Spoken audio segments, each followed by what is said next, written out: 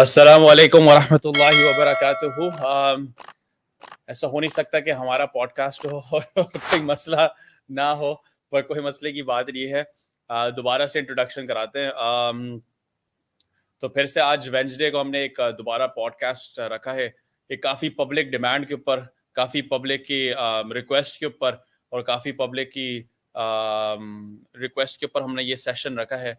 ये सेशन हमने हमारे जो स्पीकर इंशाल्लाह अभी नेक्स्ट कोर्स जो अमेज़न के ऊपर है, सेल ऑन अमेज़न के ऊपर मुस्तफ़ा मसूद के साथ है। तो मुस्तफ़ा मसूद को हम दावत देते हैं। मुस्तफ़ा मसूद, जज़ाकल्लाह खैर, आपने टाइम निकाला है and looking forward to this session. आपके लिए बहुत सारे सवाल हैं हमारे फेसबुक पे, इंस्टाग्राम पे, जहाँ भी देखें आपके लिए सवाल पे सवाल आ रहे हैं।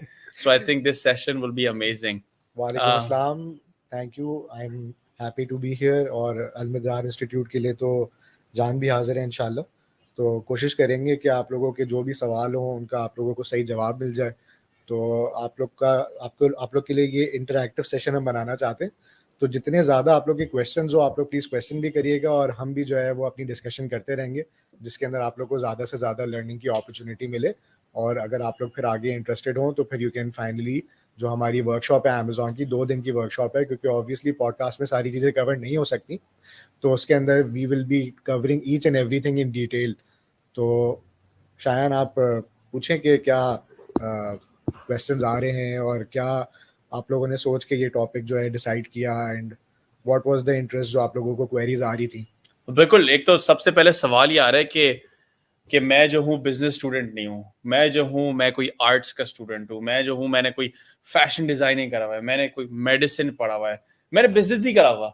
तो क्या मैं ये कर सकता हूँ? क्या मैं अमेज़न पे बेच सकता हूँ? बहुत मैंने अच्छा कभी इस बिजनेस क्वेश्चन है, देखा ही नहीं है। बिल्कुल सही है। इसके अंदर काफ़ी लोगों का ये क्वेश्चन होता है कि इसके कोई प्री रेक्विजिट्स हैं सॉरी कि नहीं मुस्तफा, है। एक सेकंड आपको सिर्फ काटूंगा। हाँ, जितने जितने हमारे गेस्ट हमें ज्वाइन कर रहे हैं, आप प्लीज अगर ये कमेंट कर सके कि आप क्या करते हैं, कहाँ से हमें ज्वाइन कर रहे हैं, ताकि हम इस सेशन को मजीद इंटरैक्टिव बनाए। Mustafa please continue.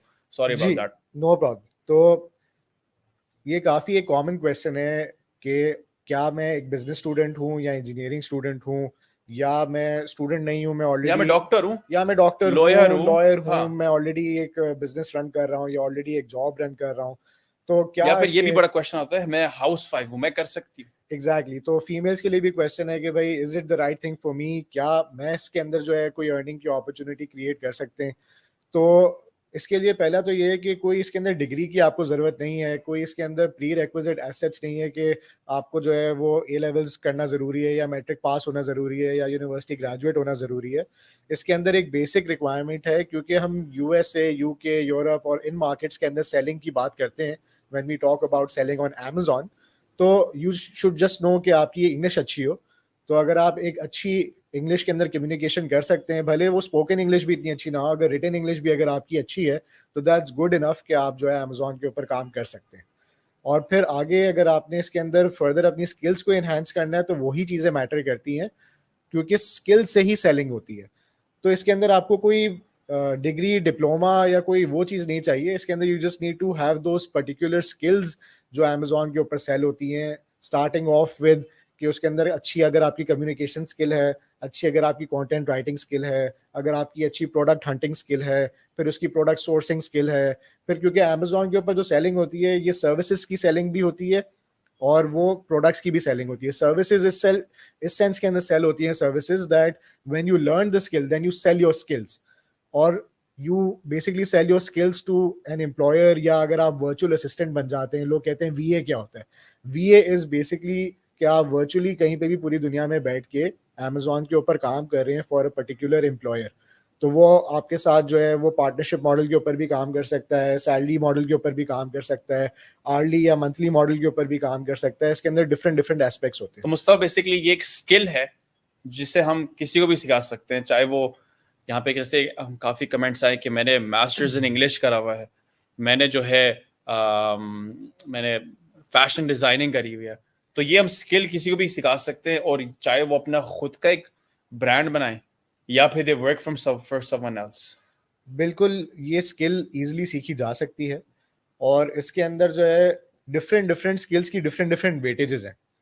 वेटेजेस का मतलब कि एक तो स्किल है कि भाई आप आपको लिस्टिंग के अंदर कंटेंट अच्छा डालने आना चाहिए, या प्रोडक्ट की लिस्टिंग अच्छी बनानी आनी चाहिए। एक स्किल है कि प्रोडक्ट अच्छा ढूंढना आना चाहिए, जिसको हम हंटिंग की स्किल कहते हैं।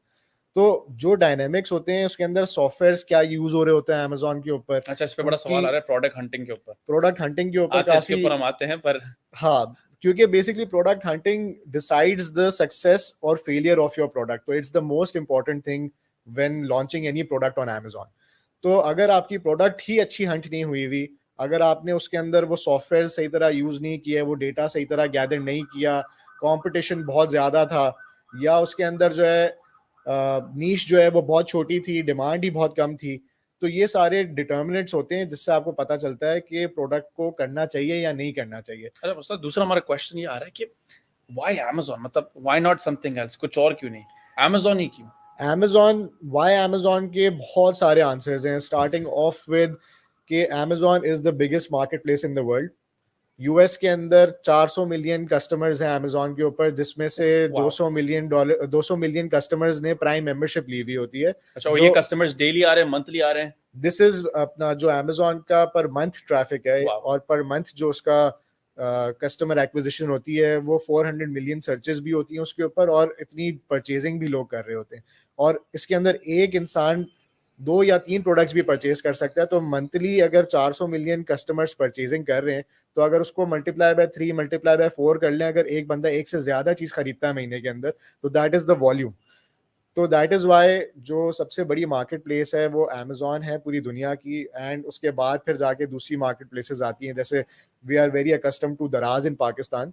तो ये भी एक अच्छी मार्केट प्लेस है जिसके ऊपर आप सेलिंग कर सकते हैं। लेकिन फिर everybody wants to earn in dollars these days, क्योंकि हमारी इन्फ्लेशन इतनी ज़्यादा हाई हो गई है इकोनॉमिक्स के अंदर। आप देखें कि लोग उसको कवर करने के लिए कोशिश करते हैं कि एक पैसिव इनकम जब जनरेट करें ना, बात होती है पैसिव इनकम की, कि आपकी ऑलरेडी एक इनकम जनरेट हो रही है जो आप एक्टिव इनकम जनरेट कर रहे हैं, आपकी एक पैसिव इनकम भी जनरेट हो जाए।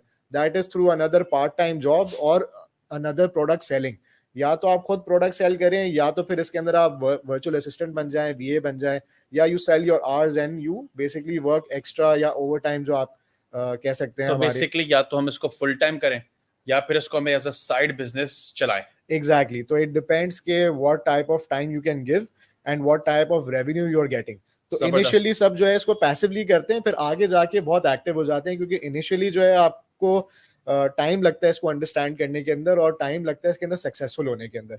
Once you start building your revenue, फिर लोग अपनी जॉब छोड़ के फिर फुल टाइम इसको देना शुरू कर देते हैं। मुस्तफा, थोड़ा सा अपना प्लीज, अगर आप पास्ट और हिस्ट्री अबाउट अमेजोन जरा बता सके, क्योंकि मुझे पता है आप किस वक्त 40-40 ट्रक कभी चाइना से मंगवा रहे, कभी आप 40 ट्रक सिंगापुर से मंगवा रहे, कभी ट्रक्स पता नहीं कहाँ हैं आप लगे हुए, वो कभी अमेरिका जाने ट्रक्स, कभी अमेरिका के अंदर वो आप ट्रक्स को अनलोड कर रहे हैं, उनको लोड दोबारा कर रहे हैं, आप वेयर हाउसिंग कर रहे हैं, आपने पता नहीं 6-7 हजार प्रोडक्ट सोर्स कर रहे हैं। तो प्लीज, आई नो मैं आपके लिए जस्टिस नहीं कर सकता, पर आई वुड वांट यू कि आप थोड़ा सा आवाम को ये बताएं कि अभी हम किससे बात कर रहे हैं और क्यों हम ये बात कर रहे हैं। अच्छा, तो little bit about myself is के 2013 के अंदर I graduated from the university of Nottingham. When I came back to Pakistan, तो मैंने अपनी पहली जॉब स्टार्ट करी थी TradeKey.com से। TradeKey बेसिकली Alibaba.com की तरह एक पोर्टल है, एक प्लेटफॉर्म है जो बायर्स और सप्लायर्स को कनेक्ट करता है। उसके बाद फिर जो है मैंने वहाँ पे जॉब जब स्विच करी, आपके पास अभी भी कॉल आ रही है अमेज़न के लिए ही। हाँ, सॉरी। तो यही है कि इसके अंदर कोई टाइम नहीं होता, वर्किंग आवर्स आपके जो है इस तरह से हो जाते हैं कि वो यूएस के टाइम जोन के अंदर भी काम करना पड़ता है, यूके के टाइम जोन के अंदर भी काम करना पड़ता है। तो ये जो है थोड़ा सा रहता है, लेकिन you get used to it. बात मैं ये कर रहा था कि जब TradeKey मैंने ज्वाइन किया तो अलीबाबा से काफ़ी लोग प्रोडक्ट सोर्सिंग करते हैं, तो TradeKey से काफ़ी लोग प्रोडक्ट सोर्स करते हैं और अलीबाबा से भी प्रोडक्ट सोर्सिंग करते हैं, और वो एक अच्छा प्लेटफॉर्म है बायर्स और सप्लायर्स जहाँ पे कनेक्ट होते हैं बीच में।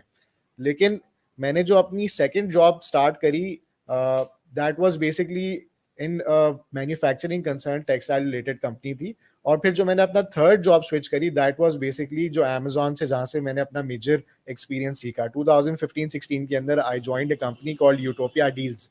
यूटोपिया डील्स के शुरू के एम्प्लॉयज़ के अंदर से मैं एक एम्प्लॉय था, और फिर वो कंपनी आज अमेजोन के ऊपर टॉप 5 कंपनीज के अंदर आती है। और आपने उसमें, if I am not wrong, sorry आपको मैं काट रहा हूँ, आपने कुछ 6-7 हजार SKUs वहाँ पे सोर्स करें, वहां आप एट अ पर टाइम 40-40 50 ट्रक सोर्स कर रहे होते थे हमारा एट अ तो टाइम? वहां पे बहुत बहुत ज्यादा हाई वॉल्यूम होता था। We were doing more than 100 containers a month. तो 100 कंटेनर एक महीने के अंदर, बल्कि उससे भी वाह। ज्यादा जो है वो हमारी सेलिंग थी। और अगर मैं आपको बताऊं, जब मैंने कंपनी ज्वाइन करी थी ये, तो इनका डेली रेवेन्यू वाज $150,000।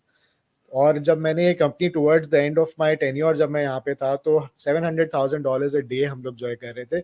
और आज ये कंपनी $1 million अ डे की सेल करती है, and it's cross that as well. And I know Mustafa, जब आपने अपना खुद का ब्रांड बनाया था, आपने एग्जैक्टली सेम ही 6 से 7 हजार SKUs, वही 40-50 ट्रक्स दोबारा, वही 40-50 मैंने कंटेनर्स वहीं पे। ऑब्वियसली इतनी ज्यादा इन्वेस्टमेंट नहीं थी, मैंने या started off my own brand on Amazon as well.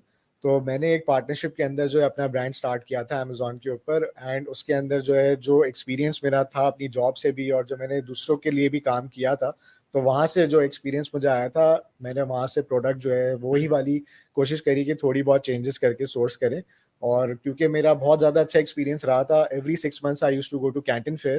तो चाइना मेरा गोंगजू जाना बहुत ज़्यादा रहा था, तो वहाँ से प्रोडक्ट को कैसे आइडेंटिफाई करते हैं, क्वालिटी के क्या प्रोटोकॉल्स होते हैं, चाइनीज़ के साथ निगोशिएशन किस तरह से करनी है, उनके साथ कम्युनिकेशन किस तरह से करनी है, तो उसके अंदर मेरी काफ़ी लर्निंग हुई थी, जिसकी वजह से I was able to successfully source products जिसके अंदर जो है रिव्यूज़ के अंदर इशू ना आए, क्वालिटी के अंदर इशू ना आए, कस्टमर सपोर्ट और फीडबैक के अंदर जो है हम उनको सही तरह केटर कर सकें मार्केट के अंदर। तो ये जो है हमारा पूरा एक्सपीरियंस रहा मेरा अमेजोन के ऊपर 2015-16 ऑनवर्ड से लेके अभी तक जो है मैं अमेजोन के ऊपर बहुत अच्छा काम कर रहा हूँ अल्हम्दुलिल्लाह। एंड आफ्टर अल्हम्दुलिल्लाह। I left my employer utopia deals, तो उसके बाद फिर 2018 के बाद जो है फिर मैंने बहुत ज़्यादा इसके अंदर कंसल्टिंग का काम भी शुरू किया, अपना ब्रांड भी मैंने लॉन्च किया था, और फिर आज जो है मैं कंसल्टिंग भी कर रहा हूँ और ख़ुद की सेलिंग भी कर रहा हूँ। और इसके अंदर जो है ना, थोड़ा सा डिटेल के अंदर अगर जाते हैं ना, तो Amazon.com है क्या? Amazon.com एक वेबसाइट है जिसके ऊपर आप जाते हैं, जहाँ पे मिलियंस ऑफ प्रोडक्ट्स हैं अवेलेबल फॉर सेल। अब वहां पर आपने अपना एक प्रोडक्ट डिस्प्ले करना है और मेक श्योर करना है कि वो जो इतने मिलियंस ऑफ लोग हैं उनको आपका प्रोडक्ट मिले और वो आपसे खरीदें रादर देन कि किसी और से ना खरीदें। तो इसके पीछे फिर पूरी साइंस होती है कि आपके प्रोडक्ट को रैंक कैसे करना है, कौन से कीवर्ड्स के ऊपर रैंक करना है, कितने रिव्यूज चाहिए to make that particular product successful. Every product has a different dynamic. तो अगर फॉर एग्जांपल हाई डिमांड का प्रोडक्ट है, उसको हाई रिव्यूज चाहिए होंगे, ज्यादा रिव्यूज चाहिए होंगे सक्सेसफुल बनाने के लिए। अगर कम डिमांड का प्रोडक्ट है, तो वो रिलेटिवली जल्दी सक्सेसफुल उसके अंदर आप हो सकते हैं, लेकिन उसके अंदर कंपटीशन ज्यादा है कि कम है।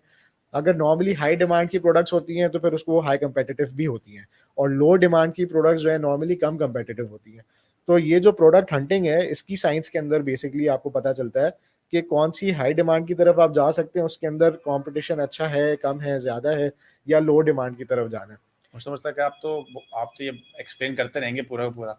तो असल में थोड़ा सा हमारे पास सवाल भी आ रहे हैं, तो मुझे सवाल लेने दें, हाँ, वरना श्योर मुझे लगता है आप पूरा का पूरा जो है ना अभी श्योर। अमेजोन सारा जितनी आपका इल्म है माशाल्लाह से वो सारा निकाल देंगे। जी जी। पर ये है कि नहीं, आई थिंक माशाल्लाह से Mustafa has an amazing experience माशाल्लाह से। अभी भी जितने भी मार्केट के अंदर काफ़ी लोग हैं वो मुस्तफ़ा के ही स्टूडेंट हैं और मुस्तफ़ा के ही साथ काम करा हुआ है। सो आई थिंक हम लोग बहुत लकी है कि हमारे साथ अभी मुस्तफ़ा मौजूद है। दूसरा एक सवाल जो आई थिंक बहुत रिपीटेटिव आ रहा है, आई थिंक सबसे ज्यादा सवाल तो ये आ रहा है कि वेर इज शेख आतिफ। तो शेख आतिफ इस सारे पॉडकास्ट में अनफॉर्चुनेटली नहीं है। इंशाल्लाह नेक्स्ट पॉडकास्ट में आपके साथ शेख आतिफ होंगे। अभी हम दो नाचीज हैं। पर यह है कि एक जो सवाल सबसे ज्यादा आ रहा है कि मुस्तफा प्रोडक्ट कैसे ढूंढे, कौन सा प्रोडक्ट ढूंढूं, प्रोडक्ट में होना क्या चाहिए, क्या देखना चाहिए। मेरे इंटरेस्ट कुछ अलग हैं, आप कह रहे हो कि कुछ और प्रोडक्ट सर्च करें। ये किस तरीके से इसको लेके चलें? आई थिंक ये सबसे पहले तो before even starting product hunting के कौन सा प्रोडक्ट सेल करना चाहिए, यू शुड फर्स्ट नो कि क्या आपका बिजनेस मॉडल होना चाहिए। अमेजोन पे सेल करने के लिए दो तीन तरह के डिफरेंट मॉडल्स हैं। एक बहुत मशहूर मॉडल है जिसको हम प्राइवेट लेबल कहते हैं, which is selling any product under your own brand name. जैसे तो मैंने अपना खुद का ब्रांड बना लिया आपने बेसिकली। अपना खुद का ब्रांड बनाया, उसका आपने खुद लोगो बनाया, लोगो डिजाइन किया, फिर आपने प्रोडक्ट की पैकेजिंग के अंदर वो लोगो इनकलकेट किया। बहुत से लोग डिफरेंट डिफरेंट प्रोडक्ट्स के ऊपर डिफरेंट डिफरेंट तरह की पैकेजिंग बनाते हैं। उसके अंदर फॉर एग्जांपल अगर कोई स्टेनलेस स्टील की प्रोडक्ट्स होती है, लोग उसके ऊपर लेजर से एम्बोस करा देते हैं अपना ब्रांड लोगो। अगर प्लास्टिक की प्रोडक्ट्स होती हैं उसका मोल्ड ऐसा बनाते हैं कि प्लास्टिक के अंदर से एम्बोस हो जाए उसका ब्रांड नेम, तो people really work hard on branding, और प्राइवेट लेवल के अंदर ब्रांडिंग अच्छी होना बहुत ज़रूरी है। दूसरा मॉडल इसके अंदर ये है कि होलसेल का मॉडल, जिसको हम कहते हैं एफबीए होलसेल का मॉडल। अब होलसेल के अंदर ड्रॉप शिपिंग भी आती है और एफबीए भी आता है। एफबीए होलसेल के अंदर क्या होता है कि you actually get approval from brands और द डिस्ट्रीब्यूटर्स ऑफ ब्रांड्स, कि कोई ऑलरेडी सेल कर रहा है अमेजोन के ऊपर, उनकी लिस्टिंग ऑलरेडी बनी हुई है, उनसे परमिशन लेते हैं, उनसे अप्रूवल लेते हैं कि आपकी लिस्टिंग के ऊपर हम सेल कर सकते हैं, और उन्हीं से फिर आप प्रोडक्ट खरीदते हैं बल्क के अंदर या उनके डिस्ट्रीब्यूटर से खरीदते हैं। So you have their invoice to show कि आपने उनसे प्रोडक्ट ली हुई है, प्रोडक्ट ऑथेंटिक है, और आप उन्हीं की लिस्टिंग के ऊपर सेल कर रहे हो। तो मैं एक बेसिकली एक होलसेलर बन जाता हूँ उस मैन्युफैक्चरर का, या उस जो वो प्रोडक्ट को प्रोड्यूस कर रहा है। आप एक तरीके से उनका होलसेलर नहीं बनते, आप उनसे एक्चुअली B2B खरीद रहे होते हैं। So they are the wholesalers और दे आर द मैन्युफैक्चरर्स और distributors, and you are someone who buys in B2B and sells in B2C। तो मैं एक एग्रीगेटर बन गया उनके लिए। आप एक एग्रीगेटर तरह से बन गए, आपने उनसे प्रोडक्ट बल्क में बाय करी, उनके MOQs अगर 50 पीस है, 100 पीस है, 200 पीस है, वट एवर इट इज, आपने उनसे बल्क के अंदर परचेज ऑर्डर प्लेस किया और उनसे जो है वो डिलीवर करवा दिया अमेजोन पे। परफेक्ट। तो ये हो गया दूसरा मॉडल। और ये हो गया दूसरा मॉडल। तीसरा मॉडल वो है जिसके अंदर you are not buying in bulk, जिसके अंदर, जिसको हम ड्रॉप शिपिंग कहते हैं। इसके अंदर यही है कि आपने प्रोडक्ट लिस्ट कर दिया लेकिन आपने वो परचेज नहीं किया हुआ है, उसके अंदर आपने बल्क के अंदर जो है उसकी कोई ब्रांड की अप्रूवल भी नहीं ली हुई, कोई डिस्ट्रीब्यूटर की अप्रूवल नहीं ली हुई। जब ऑर्डर आएगा आएगा आएगा तो फिर आप खरीद के फिर आप अमेजोन के ऊपर बेचेंगे। That is the drop shipping model. और अमेजोन के अंदर ड्रॉप शिपिंग बहुत बड़ा एक मास मॉडल है जो काफ़ी लोग करते हैं, क्योंकि उसके अंदर लोगों को इन्वेस्टमेंट नहीं चाहिए होती है। वो अलग बात है। इसके अंदर प्रॉब्लम यही है कि आपकी प्रोडक्ट की मिल्कियत नहीं होती before you sell that product. तो people try to stay away from this model, और नॉर्मली लोग ज़्यादा FBA होलसेल की तरफ चले जाते हैं। अच्छा, क्योंकि ये भी जरा एक सवाल आ रहा है कि FBA क्या है, FBM क्या है? अगर इसके ऊपर FBA आप और जरा FBM डिटेल का थोड़ा। एक अगर कंपैरिजन करें, FBA is fulfilment bye Amazon, यानी कि अगर आप FBA मॉडल के अंदर यूज करें, so you are using Amazon's fulfillment centers, you are using Amazon's warehouse, and Amazon is delivering the final product to the customer. मतलब Amazon मेरे लिए सब कुछ कर रहा है। Amazon Amazon आपके मेरे लिए लिए सब कुछ वेयरहाउसिंग कर भी रहा है, कर रहा है, स्टोरेज Amazon भी मेरे कर लिए रहा है, वेयरहाउसिंग भी कर रहा है, डिलीवरी भी कर रहा है, स्टोरिंग भी कर रहा है। वो जब Yes. ऑर्डर आता है वो पैकिंग भी कर रहा है, Yes. वो उसको बना भी रहा है, Yes. उसके ऊपर लेबल भी कर रहा है, वो फिर वो सेंड भी कर रहा है, डिलीवरी भी कर रहा है। So you are responsible for transporting the product to Amazon's warehouse. तो मेरा हेडेक है कि मैंने बस। Amazon के वेयरहाउस तक वो मेरे जितने भी प्रोडक्ट्स है पहुंचाना है। हाँ।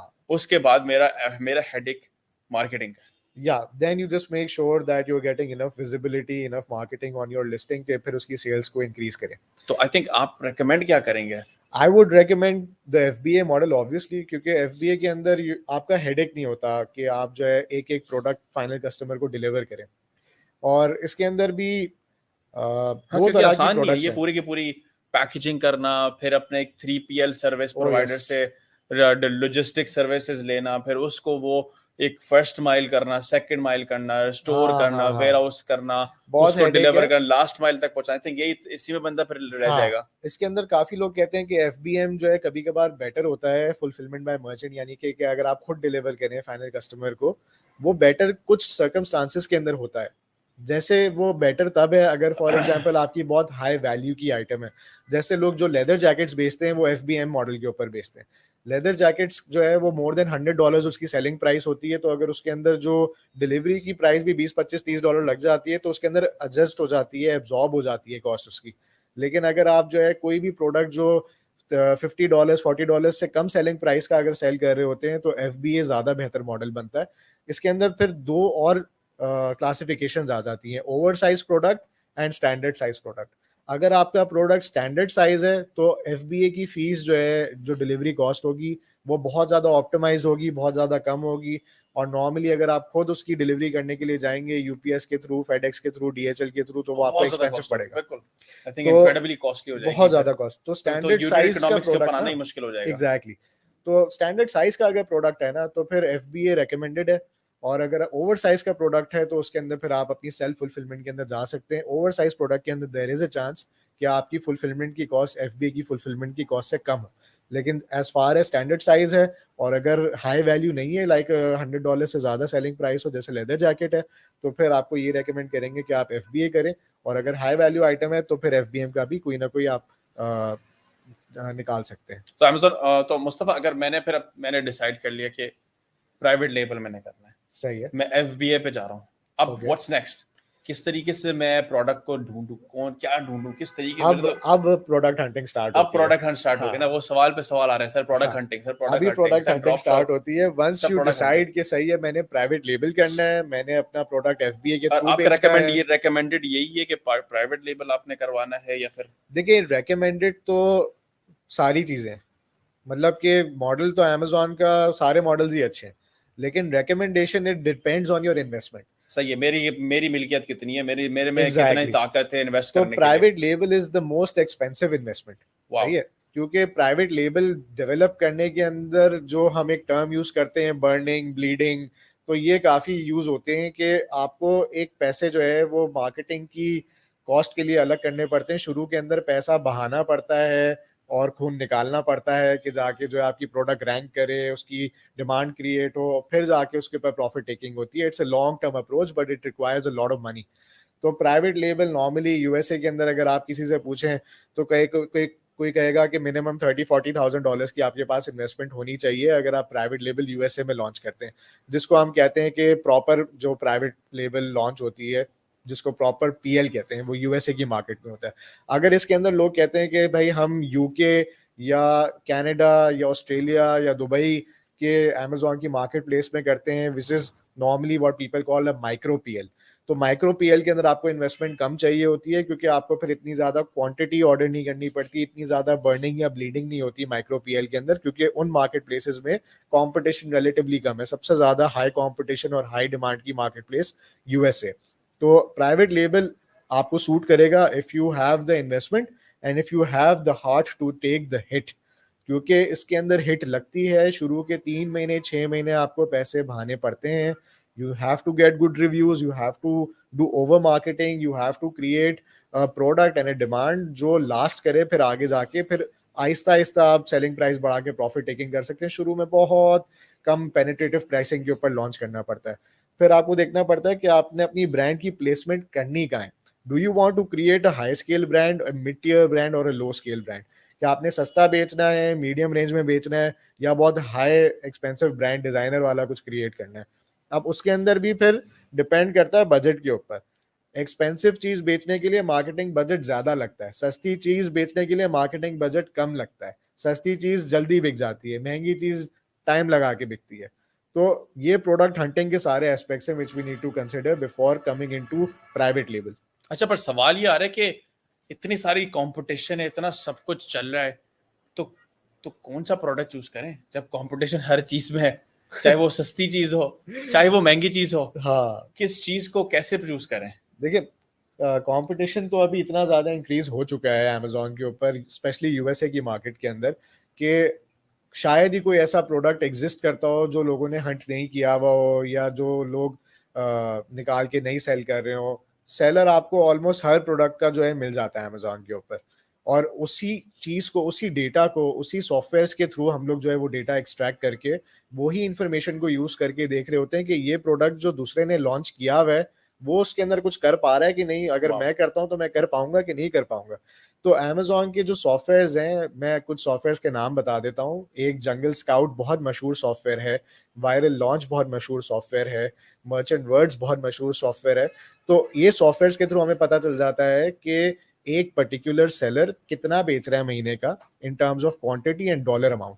तो यू कैन सी कि अगर आप उसी चीज को वापस सेल करना शुरू करते हैं तो you set targets for yourself कि अगर best seller for example $1 million की सेल कर रहा है एक प्रोडक्ट की, तो मैं इसका 5% कर सकता हूँ, मैं इसका 10% कर सकता हूँ, मुझे कितना मार्केट तो करना इन अदर पड़ेगा। वर्ड्स बेसिकली मतलब आप ये कहना चाह रहे हैं कि ऐसे प्रोडक्ट में घुसें जिसकी ऑलरेडी डिमांड एग्जिस्ट करती हो? दैट इज सेफर, लेकिन उसके अंदर मार्जिन कम हो जाता है, क्योंकि डिमांड जिस प्रोडक्ट की एग्जिस्ट कर रही होगी उसके सेलर्स भी ज्यादा मौजूद होंगे। मतलब मुझे कम से कम ग्राउंड जीरो से मार्केट तो नहीं करना पड़ेगा ना कि भाई ये प्रोडक्ट एक प्रोडक्ट है यस। अगर ऑलरेडी लोग आ रहे हैं अमेजोन के ऊपर, उस चीज को ढूंढ रहे हैं, उसकी सर्चेस हैं और इतने उसके रिव्यूज हैं या फिर इतने एक्स डॉलर्स कर रहे हैं, तो वुड आपको that be something viable? That would be viable, because आपको एक ऐसा प्रोडक्ट जो है वो डेवलप नहीं करना पड़ा जिसके बारे में कस्टमर नहीं जानता। कुछ इतने टेक्निकल प्रोडक्ट्स होते हैं जिसकी सारी स्पेसिफिकेशंस आप दिखा ही नहीं सकते तस्वीरों के अंदर, उसके लिए आपको वीडियो बनानी पड़ती है। अब जैसे कोई मुझे कह रहा था कि मैंने जो है ना एक बैकपैक बेचना है, उस बैकपैक के अंदर पावर बैंक भी होगा, उसके अंदर एंटी थेफ्ट कंट्रोल भी होगा, और उसके अंदर हीटर भी होगा, और वो उसके अंदर पैराशूट भी निकल आएगा, और वो वाटर प्रूफ भी होगा, और क्या पता नहीं करना उसके चाह अंदर रहे थे वो क्या बैकपैक से? क्या तो इस तरह की इतनी ज्यादा हाई टेक्नोलॉजिकल प्रोडक्ट अगर आप कोई कर रहे हैं, वाकई R&D करके डेवलप कर रहे हैं, तो इसके अंदर चांसेस हैं हिट और मिस। या तो छक्का लग जाएगा भाई, बहुत ज्यादा हिट हो जाएगी, या बिल्कुल जो है वो नहीं बिकेगी। क्योंकि एक तो आप ऐसी प्रोडक्ट बेच रहे हैं जिसके अंदर इनोवेशन बहुत ज्यादा है, तो माइनर ट्विकिंग्स कर सकते हैं, थोड़ी बहुत चीजें इनोवेट कर सकते हैं एग्जिस्टिंग प्रोडक्ट्स के अंदर, लेकिन बहुत ज्यादा इनोवेशन के अंदर ये रिस्क हमेशा रहता है कि या तो बहुत अच्छी चल जाएगी, या तो हो सकता है कि उसके अंदर आप कस्टमर तक वो प्रोडक्ट को कम्युनिकेट ही नहीं कर पाए कि इसके अंदर एक्चुअली क्या क्या बेनिफिट्स हैं, क्या क्या फीचर्स हैं। तो अगर बहुत ज्यादा टेक्निकल प्रोडक्ट उठाते हैं तो उसकी लिए कस्टमर को एजुकेट करना बहुत बड़ा प्रॉब्लम है। Customer, there is no communication between the customer and you before the sale is made तो नॉर्मली। आपको पहले वो एक तो एजुकेशन देना पड़ेगी कस्टमर्स को, एग्जैक्टली वो जरा एजुकेशन स्प्रेड करना पड़ेगी। yes. ये भी एक चीज एग्जिस्ट करती है, हाँ ऐसा बैकपैक जिसमें पावर बैंक भी है, पैराशूट भी है, हीटर भी है, हाँ ये हाँ सबको हाँ, एजुकेट करना है, तो वहीं पे भी इतनी मार्केटिंग बर्न आ जाएगा। मार्केटिंग बर्न भी आ जाएगा, और कस्टमर एजुकेट होता है नहीं होता, ये कस्टमर भी एक एजुकेट गैम्बल है। करने के मतलब ये गैम्बल है। गैम्बल के अलावा भी क्या है कि अब आपने प्रोडक्ट तो ऐसी बना ली, लेकिन उसको बेचने के लिए जो बजट आपको रिक्वायर्ड है वो आपके पास है भी या नहीं है, क्योंकि प्रोडक्ट डेवलपमेंट में ही इतना बजट लग जाएगा, फिर प्रोडक्ट मार्केटिंग में इतना बजट है, या अगर फेल भी हो गया इतना दिल है कि भाई बर्दाश्त कर सकेंगे कि नहीं कर सकेंगे। तो नॉर्मली मैं ये रेकमेंड करता हूँ कि जिनके पास इन्वेस्टमेंट भी होती है, to enter the Amazon market with at least 2 to 3 products, कि अगर एक फेल हो भी जाए तो आपका दूसरा या तीसरा सक्सेसफुल अगर होता है तो आपका जो है दिल रहता है कि आप आगे कंटिन्यू करें। या फिर क्योंकि ये एक, सॉरी आपकी बात काट रहे हैं, फिर हाँ उस प्रोडक्ट पे कोई और एक बड़ा कंपटीशन आ जाए और आपको खा जाए हाँ, एक ही प्रोडक्ट के अंदर। देखिए अमेजोन के ऊपर नॉर्मली जो है ना कंपटीशन हर प्रोडक्ट के अंदर सूनर और लेटर आ जाता है। पहले आपके अगर आपने कोई अच्छी प्रोडक्ट डेवलप कर ली, उसके मार्जिन अच्छे होते हैं, और फिर आहिस्ता आहिस्ता कॉपी कैट्स आ जाते हैं, चाइना भरा पड़ा हुआ है आपकी प्रोडक्ट, वो मंगवाएंगे, कॉपी करेंगे, और सेम वही चीज जो है $5 कम में लॉन्च कर देंगे। And that is actually what we teach in product hunting as well, कि भाई ऐसी कोई प्रोडक्ट निकालें, अगर आपकी कॉस्ट प्राइस कम है और आपने अच्छी प्रोडक्ट बना ली, अच्छी प्रोडक्ट सोर्स कर ली, तो आप कंपेटिटर से इतने डॉलर कम में लगा दें, और फिर भी अगर आपका मार्जिन है तो फिर आप सक्सेसफुल हो जाएंगे। दैट तो इज एन मुस्तफा आप इजी। क्या इस एलिमेंट को कितना आप इम्पोर्टेंस देंगे कि प्रोडक्ट आपका बेहतरीन होना चाहिए, प्रोडक्ट आपका बड़ा आप उसने सोच समझ के उसमें अपने टाइम लगा के कितनी एफर्ट लगाना चाहिए, as in if you would rate it out of 100 I would say कि कितना टाइम लगाना चाहिए लोगों को प्रोडक्ट पे? 8 out of 10 जो है मैं इसको वेटेज दूंगा कि आपकी प्रोडक्ट हंटिंग जो है वो बहुत सॉर्टेड होनी चाहिए। और इस कोर्स में हम कितने कितना और कैसे लोगों को हेल्प करेंगे प्रोडक्ट ढूंढने के लिए?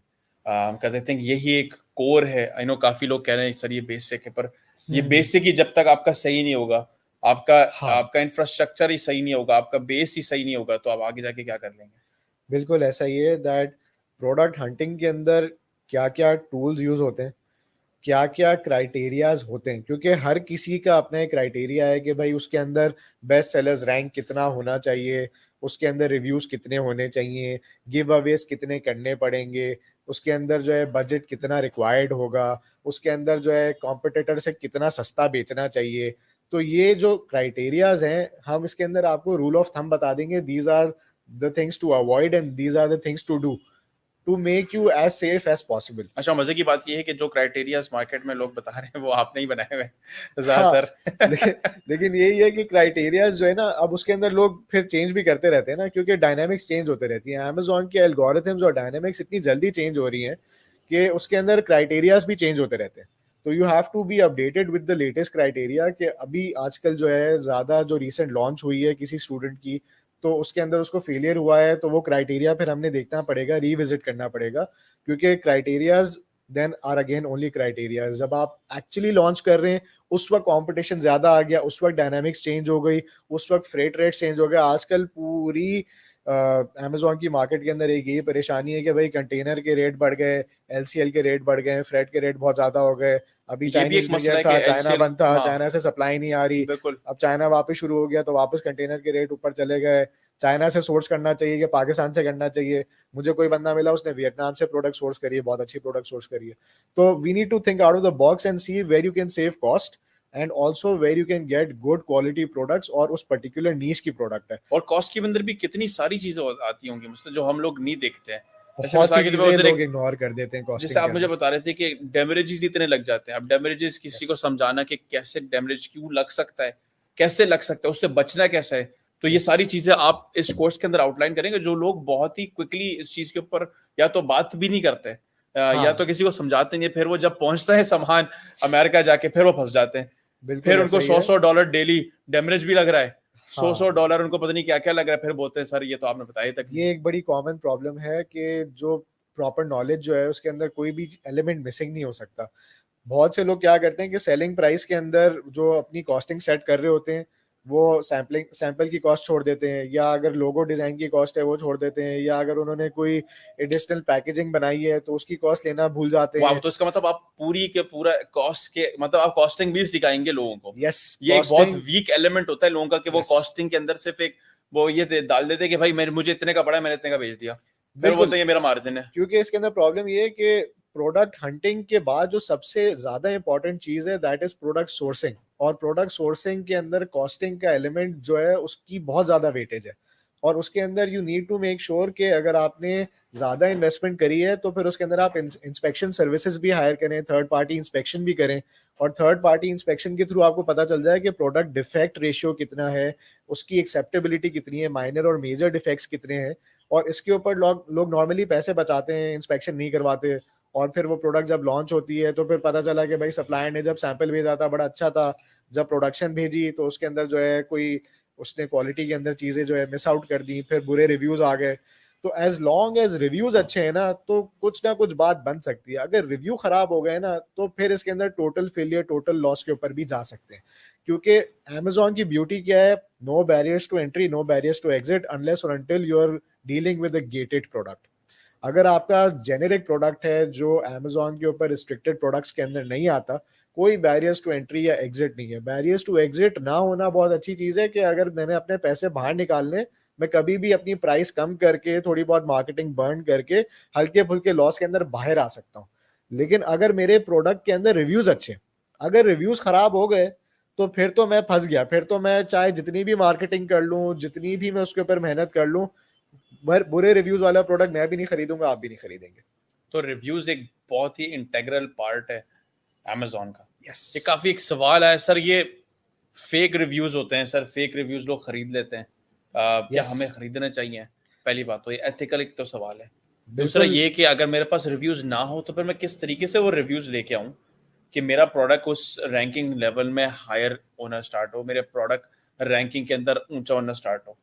देखिए एक तो ये फेक रिव्यूज जो है ये बहुत कॉमनली जो है सेलर्स यूज करते हैं। और इस वजह से अमेजोन बैन भी करता है ना, आप मुझे और बता रहे इसकी थे। वजह से ही जो है वो पाकिस्तान बदनाम भी होता है। चाइना भी इस वजह से बहुत बदनाम है क्योंकि चाइनीज सेलर्स काफी फेक रिव्यूज करवाते हैं। अब बात आती है कि फेक रिव्यू की डेफिनेशन है क्या। एक तो फेक रिव्यू वो पहले अमेजोन अलाउ करता था कि आपने परचेज किए बगैर रिव्यू दे दिया। अब जो है वो अमेजोन स्मार्ट हो गया है तो वो वेरीफाइड परचेज का बैज लेकर आ जाता है कि जब तक खरीदा नहीं किसी कस्टमर ने तो वो रिव्यू नहीं दे सकता, या रिव्यू अगर देगा तो वेरीफाइड परचेज का बैज नहीं आएगा उसके ऊपर।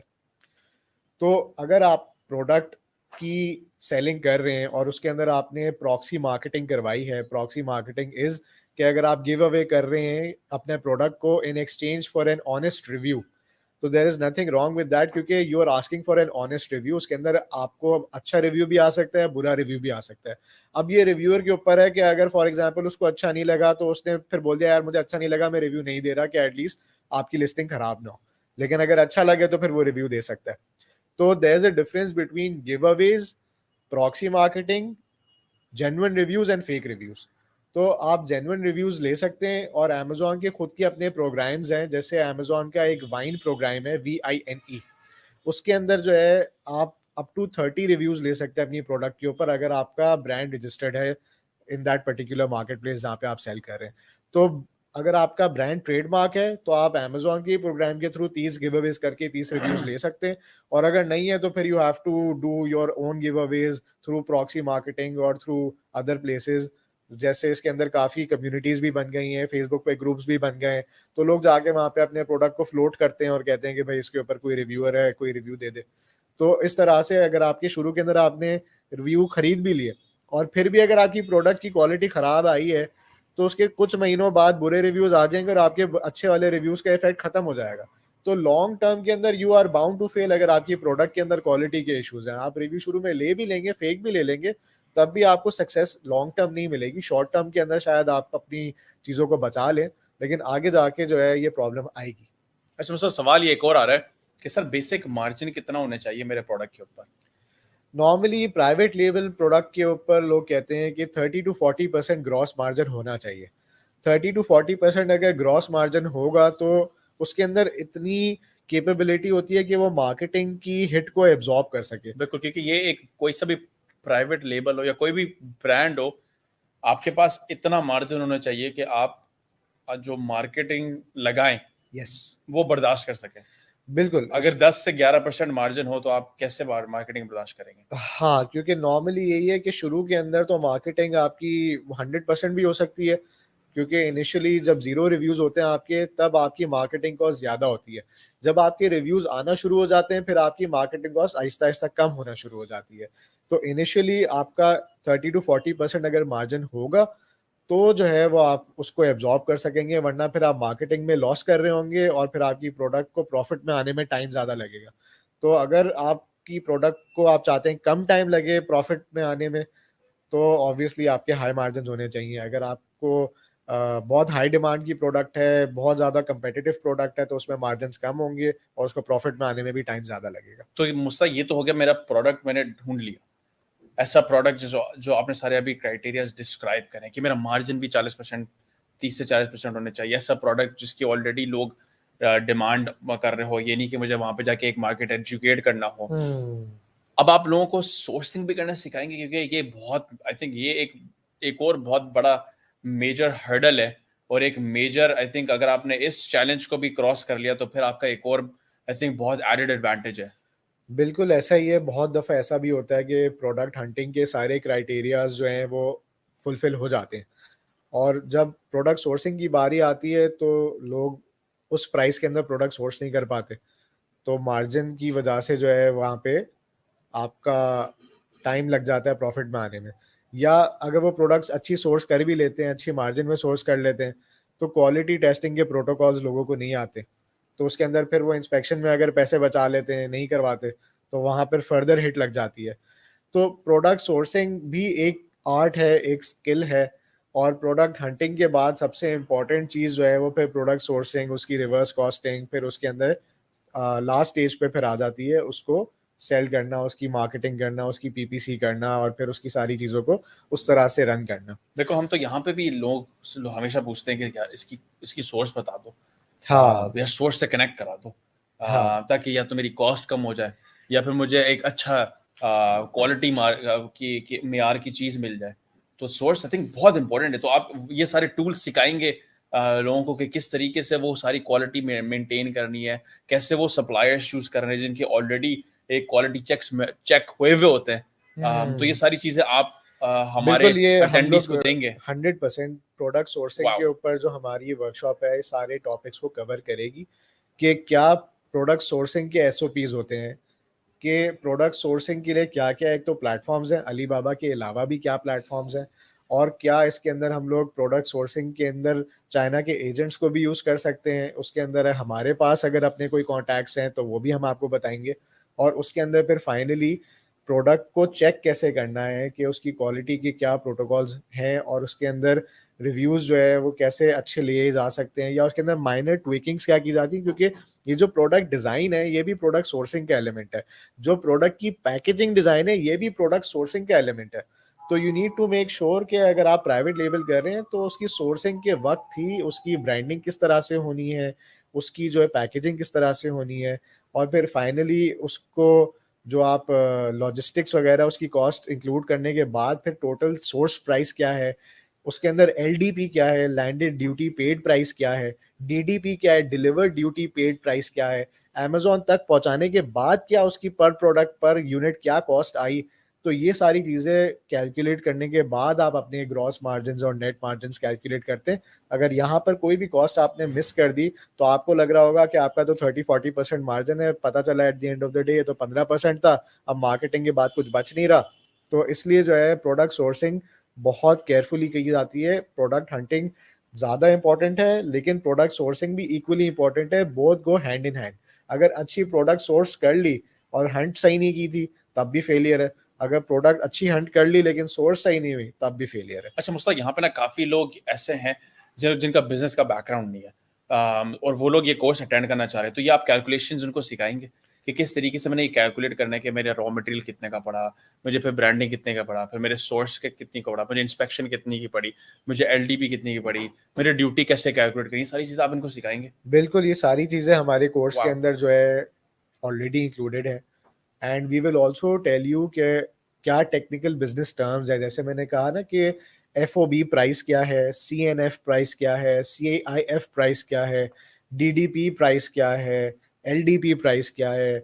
यानी कि आपकी प्रोडक्ट की प्राइस एक्स फैक्ट्री यानी कि फैक्ट्री की मैन्युफैक्चरिंग कॉस्ट, उसके बाद फिर एफओबी यानी कि उसमें फ्रेट मिला के क्या कॉस्ट, फिर उसके अंदर सीएनएफ यानी कि फ्रेट पहुंचा के क्या प्राइस, उसके बाद फिर एलडीपी यानी कि ड्यूटी पे करने के बाद क्या प्राइस हो गई, और फिर डीडीपी यानी कि एफबीए तक डिलीवर्ड ड्यूटी पेड, फाइनली आपको क्या प्राइस पर यूनिट बैठी। तो बिल्कुल आप सही कह रहे हैं कि लोग सिर्फ और सिर्फ प्रोडक्ट देख लेते हैं और उस पर देखते हैं कि इतना मार्जिन है और उसको सोर्स कर लेते हैं, पता चला जब वो लैंड हुआ अमेजोन तक पहुंचा तो मेरा तो मार्जिन ही नहीं बचा। एग्जैक्टली और इसके अंदर मसला ये भी है कि फ्रेट बहुत फ्लक्चुएट कर रहा है, और बहुत दफ़ा ऐसा होता है कि लोग ड्यूटी को कैलकुलेट करना भूल जाते हैं।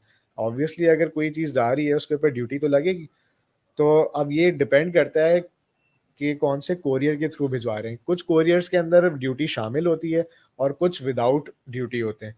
तो वो कौन से कोरियर्स हैं हम आपको ये भी सिखाएंगे कोर्स के अंदर कि कौन सा अच्छा चैनल है कि हमें जो है वो बाय एयर करनी चाहिए, बाय सी करनी चाहिए, कमर्शियल कैरियर के थ्रू करनी चाहिए, लोकल कोरियर के थ्रू करनी चाहिए, अमेजोन तक माल कैसे पहुंचाना है और उसके अंदर कॉस्ट इफेक्टिव क्या हो सकता है आपके लिए, उसके अंदर प्रेप सर्विसेज क्या क्या चाहिए होती हैं, अमेजोन की क्या रिक्वायरमेंट होती है, बारकोडिंग कहाँ होनी चाहिए, उसकी प्लेसमेंट कहाँ होनी चाहिए, उसका साइज क्या होना चाहिए। तो this is going to be everything covered in the course और ये इंशाल्लाह। सारी चीज मैटर करती हैं एंड में रिव्यूज लेने के लिए भी। यस, अगर आपकी अजीब तरीन की पैकेजिंग हुई हुई हो, बारकोड ऊपर नीचे लगा हुआ हो, कस्टमर नाम के ऊपर नीचे लिए हो। ये बहुत इंपॉर्टेंट है कि अगर कस्टमर अगर $25 की प्रोडक्ट खरीद रहा है तो उसको फील हो कि उसने यार $35 की प्रोडक्ट खरीदी है। जब उसको प्रोडक्ट मिले उसको लगना चाहिए कि यार ये प्रोडक्ट की वैल्यू $5-10 ज़्यादा थी, I paid less for it. तो एक तो प्राइसिंग का वो एलिमेंट वहाँ आ जाएगा, पैकेजिंग का एलिमेंट वहाँ पर आ जाएगा, और ऑब्वियसली वो जो कस्टमर एक्सपीरियंस होता है ना अनबॉक्सिंग का, मैं दराज से भी कोई चीज़ अगर ऑर्डर करता हूँ लोकली, जो मैं उसको अनबॉक्स करता हूँ वो एक एक्सपीरियंस होता है। तो अगर फॉर एग्जांपल पैकेजिंग अच्छी है या बस गत्ते के अंदर ऐसे ही डाल के दे दिया है तो ऑब्वियसली कस्टमर एक्सपीरियंस उससे मैटर करता है। 1% लोग खाली हैं जो अमेजोन के ऊपर जेन्युइनली रिव्यू करते हैं प्रोडक्ट को, 99% लोग हैं जो रिव्यू नहीं करते। वाह। नॉर्मली 1 to 2% रेशियो है रिव्यू का, यानी कि 100 यूनिट बेचने के बाद आप एक्सपेक्ट कर सकते हैं कि 1 या 2 लोग रिव्यू दें, और उसके अंदर भी अगर वो उसको वो एक्सपीरियंस वो वाओ फैक्टर फील होगा तो फिर वो रिव्यू देगा, वरना वो नहीं देगा। And there is more motivation to give a negative review than a positive review. बिल्कुल, अगर अगर अगर मुझे कोई प्रोडक्ट खराब चीज अच्छी मिली, नहीं हाँ। होगी, हाँ अगर कोई खराब चीज नहीं होगी, अगर कोई खराब चीज होगी तो फौरन आप नेगेटिव रिव्यू लिख हाँ, देंगे। आपके इमोशन इंटैक्ट आ हाँ, जाते हैं कि यार अब तो मैं हाँ, इसको। और अच्छी चीज होगी ना तो आप वाओ तो बोल देंगे लेकिन रिव्यू शायद दे ना दे। दोस्तों इसको किस तरीके से हेल्प कर सकते हैं कि कस्टमर्स मुझे जो है ना रिव्यूज, आप उनको किस तरीके से फोर्स करें कि वो मुझे एक रिव्यू तो दें? इसके अंदर भी काफी स्ट्रेटेजीज होती हैं, टैक्टिक्स जबरदस्त। होते हैं, तो वी विल टीच अच्छा, यू अभी सब दैट कुछ एज नहीं वेल। रिवील करना। उसके अंदर भी you have to make sure कि आप इतना अच्छा इंप्रेशन दें कस्टमर को कि जब एक तो कस्टमर को प्रोडक्ट पहुंचे तो आप फिर उसको अमेजोन के थ्रू सॉफ्टवेयर के थ्रू एक ऑटोमेटेड ईमेल भी चला सकते हैं कि we according to our records आपको ये प्रोडक्ट डिलीवर हो गया है और I hope you got the time कि आप उसको अनबॉक्स कर सकें, और अगर आपको ये प्रोडक्ट अच्छी लगी हो तो प्लीज़ गिव अस रिव्यू। तो according to Amazon's policies, asking for a review is allowed. asking for a positive review is banned. तो you cannot ask for a positive or negative review on Amazon, लेकिन you can ask for an honest review. तो as long as कि आप वो policies को follow करते हुए Amazon के कस्टमर को रीच आउट करते हैं थ्रू सॉफ्टवेयर और थ्रू मैन्युअली एज वेल. अभी तो रिक्वेस्ट से रिव्यू का बटन भी है वहाँ पे, हर ऑर्डर के आगे जो है वो बटन होता है, वो आप उसको जब डिलीवर हो जाता है उसके कुछ दिनों के बाद क्लिक करके रिक्वेस्ट रिव्यू कर सकते हैं कस्टमर को. तो वो एक चीज़ है कि हो सकता है कि अब वो 100 लोगों में से जो 1 या 2 लोग रिव्यू देते हैं, अगर आप उनको रिक्वेस्ट करें तो हो सकता है 5 या 10 भी दे दें. तो वो आपका रिव्यू रेशियो टुवर्ड्स ऑर्डर्स जो है वो इंक्रीज कर सकते हैं आप उस तरह से. दूसरा एक बहुत कॉमन प्रैक्टिस है जो लोग अमेजोन के ऊपर यूज करते हैं कि प्रोडक्ट के अंदर ही जो है ना कोई कार्ड डाल देते हैं कि जैसे ही जो है वो कोई प्रोडक्ट अनबॉक्स करे तो वो कार्ड निकल आए कि I think it's a great idea. हाँ, कि वो कार्ड के ऊपर लिखा हुआ हो कि जो है ना we are a small family run business and reviews help us a lot and if you like our product please share your feedback और whatever. I think that's a great idea. अच्छा, एक सवाल ये है, काफी रिपीट ये हुआ है कि क्या आप सिर्फ बेसिक्स की बात करेंगे अमेजोन के ऊपर इस कोर्स के ऊपर, आप या फिर एडवांस लेवल पे भी जाएंगे? देखिए, एडवांस लेवल जो है ना वो क्या होता है, बेसिक ये है कि आपको प्रोडक्ट हंटिंग एडवांस लेवल की आती हो, ये बेसिक है. और प्रोडक्ट सोर्सिंग भी आपको एडवांस लेवल की आती हो, ये भी बेसिक है. जो एडवांस्ड होती है ना, वो होती क्या है कि आपकी जो मार्केटिंग स्किल्स है ना वो बहुत हाई लेवल की हो. वो जो एडवांस चीज है that is only for people who are already selling. तो अगर ऑलरेडी कोई सेल कर रहा है तो फिर वो अलग से मार्केटिंग के ऊपर, एडवांस के ऊपर जो है वो कोई कोर्स हम सेपरेटली बना सकते हैं फॉर दोज प्रीमियम पीपल और those people who are already having done the basics, और वो ऑलरेडी जो है या तो वीए हैं या तो वो ऑलरेडी अमेजोन के ऊपर सेल कर रहे हैं या अपनी सर्विसेज सेल कर रहे हैं या अपवर्क, फाइबर, freelancer.com, guru.com यहाँ पे अपनी ऑलरेडी स्किल सेल कर रहे हैं. और हाई लेवल रिजल्ट्स अचीव करने के लिए वो हाई लेवल की जो मार्केटिंग स्किल्स हैं, जो पीपीसी की स्किल्स हैं, जो स्पॉन्सर्ड एड्स रन करनी है, वो किस तरह से करनी है, वो एक बिल्कुल नीश मार्केट है जिसके अंदर लोग अभी पाकिस्तान में बहुत कम है जो हाई लेवल की मार्केटिंग स्किल्स जो है जानते हो. तो उसके ऊपर we can definitely come out with some advance training on PPC specifically. लेकिन जो हमारा ये वर्कशॉप कवर कर रहा है that is advance expert level product hunting, expert level product sourcing, और जो मार्केटिंग तक सारी चीजें हैं ना वो सब एक्सपर्ट लेवल की हैं. लेकिन जब मार्केटिंग खुद जब तक आप करना शुरू नहीं करते तब तक आप उसमें एक्सपर्ट हो नहीं सकते. तो मार्केटिंग जो है हम लोग बेसिक कवर करवा रहे हैं, और उसके अंदर अगर कोई स्टूडेंट है जो ऑलरेडी कर रहा है और उसको एडवांस सीखना है तो वो अपना इंटरेस्ट जाहिर करें, एंड डेफिनेटली उसके लिए हम लोग या तो कोई सेपरेट काउंसलिंग कर सकते हैं या तो हम उसके अंदर जो है कोई कोर्स भी लॉन्च कर सकते हैं. That's awesome. अच्छा मुझसे, तो हमने प्रोडक्ट ढूंढ लिया, प्रोडक्ट सोर्स कर लिया, प्रोडक्ट पहुंच गया, व्हाट्स नेक्स्ट? प्रोडक्ट जब पहुंच जाता है तो इसको हम कहते हैं अब लॉन्चिंग एंड रैंकिंग. कि अब जो है मैंने प्रोडक्ट जो है अमेजोन के अंदर डिलीवर करवा दिया. प्रोडक्ट अभी अमेरिका पहुंचा है, अभी अमेजोन तक नहीं गया. अच्छा, अब यूएस पहुंचा. अमेजोन तक तो पहुंचा दो. हाँ, अब यूएस पहुंचने के बाद अमेजोन तक पहुंचने की एक जर्नी है. डिपेंड करता है कि आपने मोड ऑफ ट्रांसपोर्टेशन क्या यूज किया हुआ है. एक तो है कि अगर जो बाय सी लोग भेज रहे हैं वो अमेजोन तक पहुंचने के लिए पहले यूएस के एक पोर्ट पे आता है. जो बहुत कॉमनली यूज पोर्ट्स हैं वो ज्यादातर न्यू जर्सी या एलए पोर्ट यूज हो रहा होता है. न्यू जर्सी पाकिस्तान से करीब है, एलए का पोर्ट चाइना से करीब है. सो ईस्ट और वेस्ट, ईस्ट एंड वेस्ट. सही है. तो न्यू जर्सी पोर्ट पे ज्यादातर पाकिस्तान से प्रोडक्ट्स डिलीवर हो रही होती हैं और चाइना से नॉर्मली एलए यूज हो रही होती है क्योंकि उनका ट्रांजिट टाइम कम होता है. वंस आपका पोर्ट पे माल पहुंच जाता है, अगर बाय सी माल पहुंचा है, then you need a custom clearance agent जो है वो आपको चाहिए होता है यूएस के अंदर, जो आपके माल को क्लियरेंस करवाता है, ड्यूटी पे करता है, और उसके बाद फिर जाके you need either a trucker या Amazon पिकअप जो है आप करवा सकते हैं अपने माल को from a third party ware house. 3PL services बहुत मशहूर होती हैं. इसको नॉर्मली लोग 3PL कहते हैं कि जो आपका फ्रेट को हैंडल करे, जो आपकी ट्रकिंग और वेयर हाउसिंग को हैंडल करे. बेसिकली 3PL का मतलब थर्ड पार्टी लॉजिस्टिक्स है. और इसके अंदर आपकी जो है वो कस्टम क्लियरेंस भी आ जाती है, तो वो ड्यूटी आपकी वहां पे हो जाती है. उसके बाद फिर आपकी वेयर हाउसिंग हो जाती है, क्योंकि Amazon की स्टोरेज कॉस्ट आपकी थर्ड पार्टी की स्टोरेज कॉस्ट से डबल होती है नॉर्मली. तो you don't want to stack too much items on Amazon कि आपकी स्टोरेज कॉस्ट ऑप्टिमाइज रहे. तो थर्ड पार्टी वेयर हाउस का फायदा ये होता है कि उसकी स्टोरेज कॉस्ट कम होती है. तो नॉर्मली अगर आपने लेट्स सपोज 1000 पीस अगर भिजवाएं यूएसए, तो आप उसमें से 500 पीस या 300 पीस जो है वो Amazon डिलीवर करवाते हैं और फिर बाकी आप थर्ड पार्टी वेयर हाउस में रखते हैं जब तक आपके पास सेल्स हिस्ट्री, सेल्स का पूरा डेटा ना आ जाए। फिर आप एक्चुअल बेसिस के ऊपर कि आपकी महीने की कितने यूनिट बिक रहे हैं, उतनी फिर आप रिप्लेनिशमेंट करवाते हैं थर्ड पार्टी वेयर हाउस से अमेजोन के वेयर हाउस के अंदर। ये तो हो गया अगर बाय सी आ रहा है माल। अगर बाय एयर आ रहा है माल, तो उसके अंदर अगर तो अमेजोन पार्टनर कैरियर यूज कर रहे हैं तो डायरेक्ट अमेजोन में डिलीवर हो जाएगा, और अगर उसके अंदर भी अगर हम कोई कमर्शियल कैरियर यूज कर रहे हैं तो वहां पर भी जो है वो एयरवे बिल होगा, वो माल क्लियर होगा, उसके बाद ड्यूटी उसके ऊपर पे होगी, फिर जाके वो अमेजोन से अपॉइंटमेंट लेके या तो डिलीवर होगा या अमेजोन पिकअप स्केड्यूल होगा। इसके अंदर भी दो तरह से पिकअप स्केड्यूल होता है, एक होता है कार्टन और एक होता है पैलेट। पैलेट होता है जो लोग कंटेनर्स वगैरह भिजवाते हैं, तो उसके अंदर एक पैलेट के ऊपर 25 कंटेनर, 30 कंटेनर इस तरह से जो है लोग पिकअप करवाते हैं अमेजोन से, या पूरी ट्रक भिजवा देते हैं 26 पैलेट की अमेजोन के वेयर हाउस के अंदर। वरना स्मॉल पार्सल डिलीवरी होती है इंडिविजुअल कार्टन, उसके अंदर नॉर्मली यूपीएस जो है पार्टनर कैरियर होता है अमेजोन का, और वो यूपीएस आके आपके वेयर हाउस से या जो भी आप एड्रेस डालते हैं वहां से पिकअप करके डिलीवर कर देता है मुस्तफा, अब Amazon। ये सारे जितने भी अभी आपने ये सारे स्टेप्स, मैंने नोट्स नहीं ले रहा था, सॉरी, पता नहीं बाकी लोग ले रहे हो, पर ये सारे आपने स्टेप्स आपने जो लिस्ट डाउन करे ये सब आप सिखाए, बिकॉज ये मेरे लिए तो एक अजाब लग रहा है ये सब कुछ मैनेज करना। तो कंटेंट बहुत है, लर्निंग बहुत है, और इसलिए हमने इस वर्कशॉप को 2 दिन में डिवाइड की हुई है कि हम सारी चीज़ों को कवर कर सकें। तो प्रोडक्ट हंटिंग, प्रोडक्ट सोर्सिंग, फिर उसके अंदर लॉजिस्टिक्स, फिर उसके अंदर जो बिजनेस टर्म्स हैं, फिर उसके अंदर फाइनली जो रिवर्स कॉस्टिंग है, तो ये सारी चीज़ें जो हैं इंशाल्लाह आपको सिखाई जाएंगी। क्योंकि हम पाकिस्तान में जब इसके बारे में डिस्कस करते हैं ना, तो सबसे पहला सवाल यही आता है कि यार सोर्स कौन करेगा, यार लॉजिस्टिक्स कौन करेगा, वो वहां तक पहुंचाएगा कौन, वहां तक संभालेगा कौन, फिर उसको लेके कैसे जाएंगे।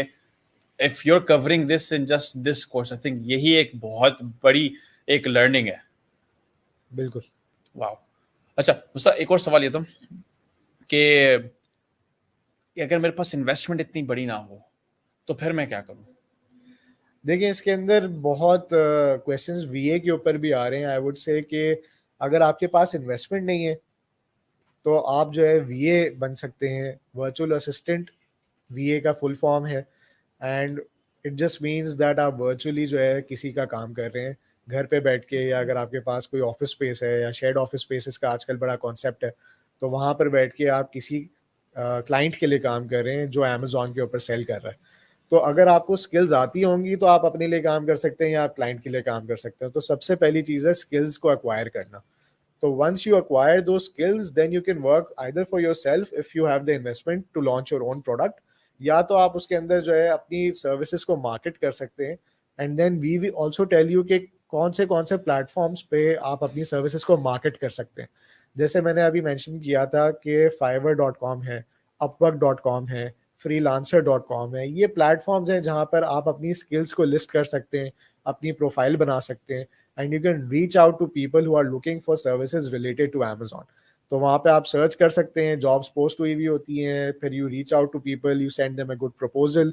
इसलिए मैं कह रहा हूँ इंग्लिश अच्छी होनी चाहिए कि आप उनको रिटर्न के अंदर एक अच्छा प्रपोजल भेज सकें, एक अच्छा जो है उनको इंटेंट भेज सकें कि फिर वो कन्विंस हो कि आपको वो अपना कोई ना कोई प्रोजेक्ट के लिए आउटसोर्स करें, चाहे वो प्रोडक्ट हंटिंग हो, चाहे वो खाली प्रोडक्ट लिस्टिंग ही क्यों ना हो। अब लिस्टिंग भी हर कोई अच्छी नहीं बना पाता। लिस्टिंग के अंदर जब तक अच्छे कीवर्ड्स नहीं होंगे, अच्छा कंटेंट नहीं होगा, लोग पढ़ के लेंगे ना। There is no communication with the customer whatsoever before the sale is made normally. तो normally so you need to know कि कौन से वर्ड्स हैं जो सेल करते हैं। एग्जैक्टली, और वो वर्ड्स के अलावा पिक्चर्स के ऊपर भी बहुत ज़्यादा एम्फेसिस होता है, क्योंकि नॉर्मली अगर आप कहते हैं $30 $40 से कम की सेलिंग प्राइस की एक आइटम है, तो एक रिसर्च बताती है कि normally people spend less than 10 seconds on a buying decision. अब 10 सेकंड के अंदर उन्होंने आपकी लिस्टिंग देखी, उसकी पिक्चर देखी, उसका टाइटल वगैरह थोड़ा बहुत कंटेंट पढ़ा, रिव्यूज देखे, प्राइस देखी, दैट्स इट।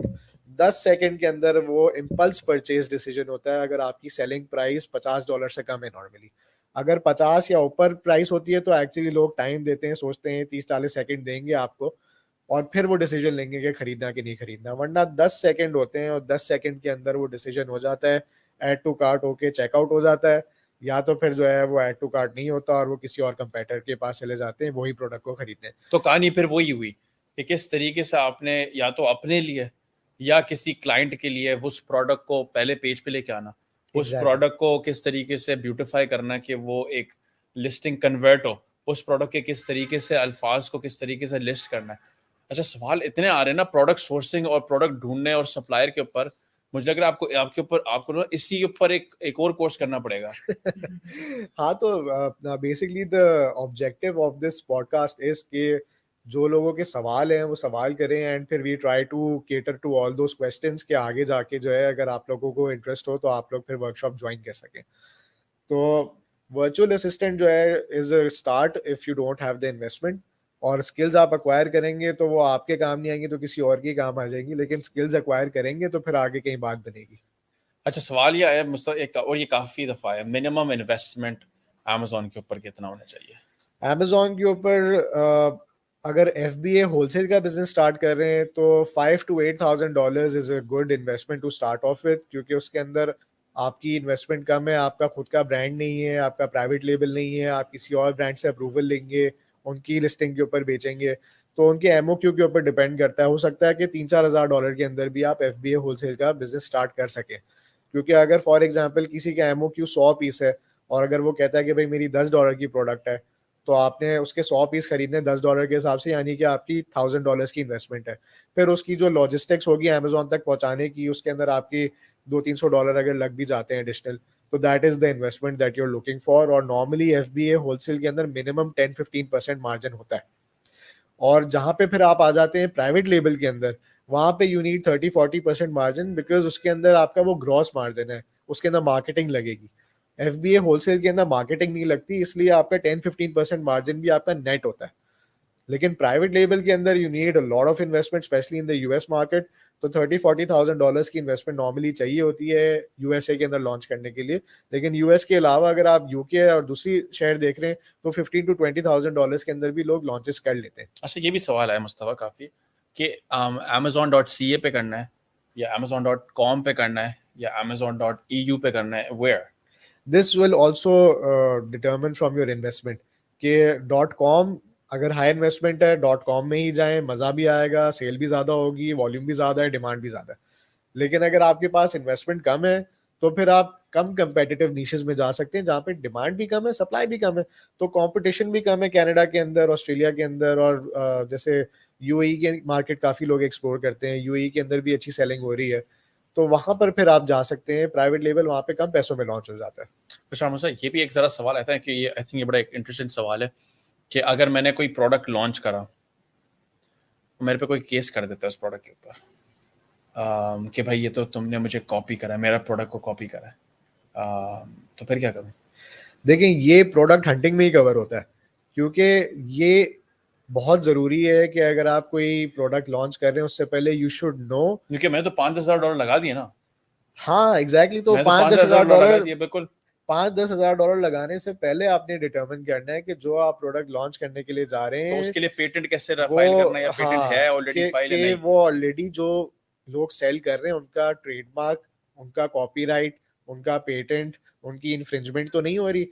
और अगर आप कोई प्रोडक्ट लॉन्च कर भी रहे हैं तो वैसे भी 100% छापा नहीं मारे, अगर उसके अंदर कोई माइनर ट्विकिंग कर लेंगे तो उसके अंदर वैसे भी आपको हो सकता है कि ज्यादा मार्केट अच्छी या और मार्केट अब ये शेयर मिल टूल्स जाए। भी जरा बताएंगे कि किस तरीके से मैं जरा चेक कर सकता हूँ कि ये चीज पेटेंटेड तो नहीं है, इसमें कोई इन्फ्रिंजमेंट तो नहीं आ रही, हंड्रेड इसमें कुछ परसेंट लग तो नहीं हंड्रेड रहा? परसेंट वो पेटेंट को चेक करने के भी क्या टूल्स हैं, हम आपको वो भी बताएंगे कि और एक आपको। और सवाल ऐसा कि मुझे एलसी बनाने चाहिए या फिर मैं ऐसे ही लॉन्च कर दूं? अमेरिका के अंदर मैं बैंक अकाउंट किस तरीके से बनाऊं? US के अंदर जो है बहुत इजीली जो है आप एक LLC बना सकते हैं पाकिस्तान में बैठे हुए अपने पासपोर्ट के ऊपर। शेख आतिफ का मैसेज है, वालेकुम सलाम शेख आतिफ। वालेकुम अस्सलाम। तो LLC इजीली बन जाती है। इनफैक्ट कि अगर आपको ये सर्विस चाहिए हो तो हम इंशाल्लाह अल-मदार इंस्टीट्यूट से भी आपको ये सर्विस दे सकते हैं कि वाह। आपकी LLC बनाना है तो हम आपकी LLC बना देंगे, और आपका और आई खाली थिंक जो ये है वो। बहुत बड़ी बात है कि अल मिदरार एक एलएलसी बना के दे रहा है। बिल्कुल 100%, क्योंकि लोगों की अप्रोच नहीं होती, लोगों को पता नहीं होता। अब क्योंकि ये तो हमारा दिन रात का काम है तो definitely we can do it for you guys. LLC बनानी है, उसके अंदर आपके क्या क्या डॉक्यूमेंट्स रिक्वायर्ड होंगे, क्या क्या उसके अंदर आपकी पासपोर्ट और NIC की कॉपीज और जो जो चीज़ें हैं वो सारी हमने एक लिस्ट बना के आप लोगों को फॉरवर्ड कर देंगे। तो वो डॉक्यूमेंट्स आप हमें सबमिट कर दें, हम आपकी LLC बनवा देंगे, कोई इशू नहीं है। LLC यहाँ से बैठे बैठे बन जाती है, ऑनलाइन बैंक अकाउंट भी यहाँ से बैठे बैठे बन जाता है। तो नॉर्मली जो है इसके अंदर कोई ब्रेक एंड मॉर्टर वाला बैंक हम यूज नहीं कर रहे होते, क्योंकि उसके अंदर सिग्नेटरी की जरूरत होती है, हम ऑनलाइन बैंक अकाउंट बना लेते हैं। सो कंपनी बनती है आपके नाम पे और बैंक अकाउंट बनता है कंपनी के नाम पे, और टैक्स आईडी आती है वो भी कंपनी के नाम पे आती है, एंड देन फिर you can get your individual tax ID as well. तो ये पूरा जो प्रोसेस है ये 2 to 3 months का प्रोसेस है। कंपनी तो 1 हफ्ते में बन जाती है, लेकिन फिर उसका टैक्स आईडी आता है 4 से 6 हफ्ते के अंदर, और फिर उसके अंदर फिर जब टैक्स आईडी आता है उसके बाद ही बैंक अकाउंट खुलता है। तो ये 2 to 3 months के अंदर everything can be done and we can do it for you guys. ऐसी कोई चीज है जो आप इस कोर्स में नहीं पढ़ा रहे? ऐसी कोई चीज अगर है भी तो बता दें, हम इंक्लूड कर लेंगे। मेरा आई थिंक आखिरी सवाल, क्योंकि ये सवाल बहुत दफा है सर, आप बताएं प्लीज मुस्तफा के किस तरीके से इस कोर्स के लिए रजिस्टर किया जा सकता है? हमारा बिकॉज आई थिंक सारे लोग इंटरेस्टेड हैं, और आई थिंक एक बड़ी इम्पैक्टफुल डिसीजन होगा लोगों का कि साइड एक हसल करना, एक साइड बिजनेस करना है, अपनी एक फाइनेंशियल स्ट्रेंथ बनाना, अपना एक फाइनेंशियल स्टेबिलिटी बनाना, एक फाइनेंशियल फ्रीडम लेना, ताकि वो बाकी किसी काम के ऊपर भी फोकस कर सके ना। 100% भाई, आजकल के ज़माने में तो जितने पैसे कमा लो कम है, इन्फ्लेशन इतना ऊपर जा रहा है, पैसिव इनकम होना बहुत ज़रूरी है। एक सिंगल इनकम स्ट्रीम के ऊपर लोग आजकल डिपेंड नहीं कर सकते, क्योंकि ऑब्वियसली आगे और भी खर्चे बढ़ने, आगे और भी महंगाई बढ़नी है। तो it's always good to have an additional revenue stream, an additional passive income, जो फिर आगे जाके आप एक्टिव भी बना सकते हैं अगर उसके अंदर आपको ग्रोथ मिल गई। क्योंकि बहुत से लोगों के ब्रेक थ्रूज होते हैं वो फुल टाइम ये कर रहे हैं, मैं फुल टाइम ये कर रहा हूँ। तो इसके अंदर डेफिनेटली जो है स्कोप बहुत ज्यादा है, and the sky is the limit. तो आप प्लीज बता सकते हैं किस तरीके से लोग रजिस्टर कर रहे हैं रजिस्टर हमारे कोर्स करने के लिए हमारा जो, मैं तो कर लिया है, अब अलग बात है आपने मुझे भी डिस्काउंट नहीं दिया है, पर पर ये है कि अगर आप पब्लिक सुन रही है, पब्लिक जानना चाहती है, आवाम जानना चाहती है कि बताएं आप हम किस तरीके से रजिस्टर करें। रजिस्टर करने के लिए हमने चैट के अंदर शेयर कर लिया हमारा लिंक Amazon रजिस्ट्रेशन का, और अलमिदरार इंस्टीट्यूट के पेज पे भी हमने जो है वो लिंक दिया हुआ है। लोग लिंक के ऊपर क्लिक करें, गूगल डॉक्स होगा, just fill in your name and contact details, our team will get in touch with you. अच्छा, मैं एक इम्पोर्टेंट बात ये भी बता दूं, ये इन्होंने छोड़ दी बात कि हमारे पास लिमिटेड सीट्स हैं, तो जितना जल्दी आप रजिस्टर कर सकते हैं करिएगा। मैंने एक सीट आप लोगों की सॉरी ले ली है, तो I am really sorry about that, पर ये है कि आप लोग रजिस्टर करें। मुस्तफा जज़ाकल्लाह खैर, आपने इतना टाइम दिया, आई थिंक बहुत इंसाइटफुल सेशन था, और आई थिंक सारे के सारे जितने भी अवाम हमें सुन रही है वो यही सोच रही है कि अगर आपने अभी 1 घंटे में इतनी सारा इल्म निकाला है, इतना सारी नॉलेज दी है, तो आप इंशाल्लाह दो दिन में क्या क्या वर्कशॉप में बात डिस्कस करेंगे, और वर्कशॉप में इंशाल्लाह शेख आतिफ भी होंगे। सो दैट्स वो तो एक अलग ही मजा है, और अलग ही उस वर्कशॉप का लेवल होगा। तो प्लीज आप लोग ज्वाइन करें। Mustafa, if you can close the session. बस I would just like to say at the end कि इसके लिए जो है जितना इम्पोर्टेंस के ऊपर एम्फेसाइज किया जाए कम है। और ये पहले जो है ना एक खाली एक फैड था, एक हाइप थी कि मार्केट के अंदर अमेजोन की आवाज़ें आना शुरू हो गई हैं। अब ये रियलिटी बन गई है। अगर अभी आप स्कूल्स और कॉलेजेस के अंदर जो है बात कर रहे हैं और अगर आपको अमेजोन के बारे में नहीं पता तो यू आर एक्चुअली कंसिडर्ड डम, और लोग आपको ऐसी नजरों से देखते हैं कि यार ये कौन सी दुनिया में रहता है, इसको अमेजोन का नहीं पता। यही नहीं पता, मतलब ये तो एक ऐसी चीज है कि आपने मुझे ये बोला था आज। तो मतलब इसके ऊपर जितना एम्फसाइज किया करे कम है, और इसके ऊपर जो है ना मतलब it's no brainer, it's logical decision के you should definitely get to know about it. तो हर कोई अपनी कैपेसिटी के अंदर जो है इसको जितना ज़्यादा इसके बारे में नॉलेज हासिल कर सकता है करे, चाहे वो इस वर्कशॉप के थ्रू हो या चाहे दूसरे ऑनलाइन मीडियम्स के थ्रू हो। लेकिन you should know about this, क्योंकि ये एक ऐसी चीज बन गई है जिसके it's become a necessity now. मतलब इंफॉर्मेशन का ही दौर है, मतलब जो आगे दौर आना है it's all about knowledge and information. और ये जितनी ज्यादा इंफॉर्मेशन आपके पास होती है उतना ज्यादा आपको लेवरेज मिलता है लाइफ के अंदर। आप 4 दोस्तों के अंदर बैठते हैं, जब आप बात करते हैं तो आपको पता होना चाहिए कि what's going around you, and if you don't know Amazon तो definitely you will be considered कि भाई यार इसको अमेजोन का नहीं पता है, तो मतलब हर किसी को यही बात हो रही है। तो बिल्कुल, तो मुस्तफा आई वुड रेकमेंड आप लोग प्लीज रजिस्टर करें, क्योंकि हमारे पास एक तो इनबॉक्स में सवाल और कंप्लेंट्स ये बहुत आती है कि वो सीट्स ही लिमिट खत्म हो गई थी, मैं इनरोल ही नहीं कर सका। तो भाई मैं आप लोगों को अभी से बोल रहा हूँ, आप लोग अभी से इनरोल करें ताकि ये कंप्लेंट हमारे पास नहीं आए। आई hope you enjoyed the session. उस्ताद अदील आफिन, आप प्लीज आप भी इनरोल करें, आपके लिए हम सीट बुक कर देते हैं। और इंशाल्लाह would love to see you guys आप in लोग ये our फिक्र ना upcoming. करें कि सीट्स रन आउट हो जाएंगी, मैं शयान की सीट कैंसिल कर अबे दूंगा। नहीं यार, ऐसा नहीं करो यार। तो देखे भाई, आप लोगों के लिए ये भी हम कुर्बानी देने के लिए रेडी है। तो आप लोग प्लीज रजिस्टर करें, इंशाल्लाह हम आपको अपने नेक्स्ट कोर्स में how to sell on Amazon with Mustafa Masood and Sheikh Atif Ahmed में मिलते हैं इंशाल्लाह। जज़ाकल्लाह खैर for everyone that joined in. I hope you guys loved the session. Inshallah, see you in the upcoming course. Assalamu alaikum wa rahmatullahi wa barakatuhu.